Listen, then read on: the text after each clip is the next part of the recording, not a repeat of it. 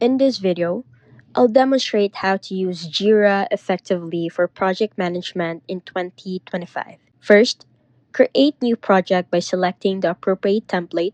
Choose Kanban for continuous workflow, Scrum for sprint-based development, or bug tracking for issue management. Next, set up your project structure by creating epics for large features, stories for user requirements, and tasks for specific work items that need completion.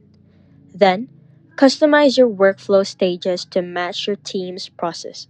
Typical stages include to do, in progress, in review, and done. But you can also add custom statuses as needed. Use Jira's board views to visualize work, assign tasks to team members, set priorities, and track progress using story points or time estimates. Finally, leverage Jira's supporting features like burn down charts, velocity reports, and cumulative flow diagrams to monitor project health and team performance. And that's how to use Jira for project management in 2025.